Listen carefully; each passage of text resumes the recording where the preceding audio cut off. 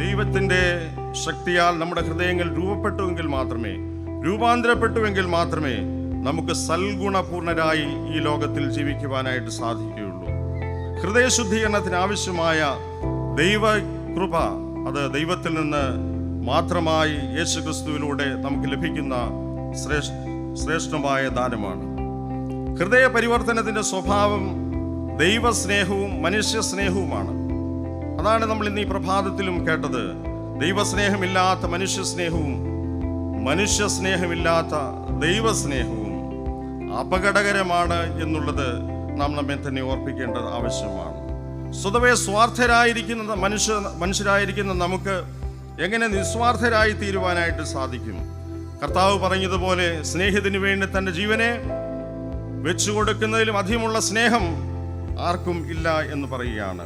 ആ ദൈവസ്നേഹമാണ് നമ്മുടെ ജീവിതത്തിൽ രൂപാന്തരം നൽകുന്നത്. സ്വയത്തെ ദൈവത്തിന് വേണ്ടിയും മറ്റുള്ളവർക്ക് വേണ്ടിയും സമർപ്പിച്ച് പ്രവർത്തിക്കുന്നതിനുള്ള ഉത്തരവാദിത്തമാണ് യേശു ക്രിസ്തു ഇവിടെ നൽകുന്ന മിഷൻ എന്ന് പറയുന്നത്. Not alms giving but self giving. ധർമ്മം കൊടുക്കലല്ല കർത്താവ് ആവശ്യപ്പെട്ടത്, പിന്നെയോ സ്വയം നൽകലാണ് കർത്താവ് ആഗ്രഹിക്കുന്നത്. ഈ സ്വയം നൽകലിൻ്റെ അനുഭവമാണ് യേശുക്രിസ്തു തൻ്റെ സുവിശേഷത്തിലൂടെ തൻ്റെ ജീവിതത്തിലൂടെ വരച്ചു കാട്ടുവാനായിട്ട് ശ്രമിച്ചത്. ഒരിക്കലും വറ്റാത്ത അവിടുത്തെ കൃപകളിൽ നിന്ന് നാം പാനം ചെയ്ത് ജീവജലത്തിൻ്റെ നദികൾ നമ്മളിൽ നിന്ന് ഒഴുകണം എന്നുള്ളത് കർത്താവ് ആഗ്രഹിക്കുന്നു. അതാണ് കർത്താവ് പറഞ്ഞത്.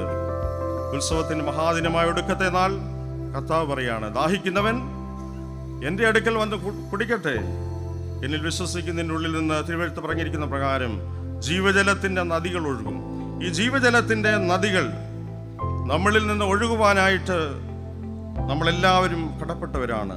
മനുഷ്യൻ്റെയും സൃഷ്ടി മുഴുവൻ്റെയും വീണ്ടെടുപ്പിനും പൂർണ്ണതയ്ക്കും യേശുക്രിസ്തുവിനെ ഈ ലോകത്തിലേക്ക് അയച്ചു.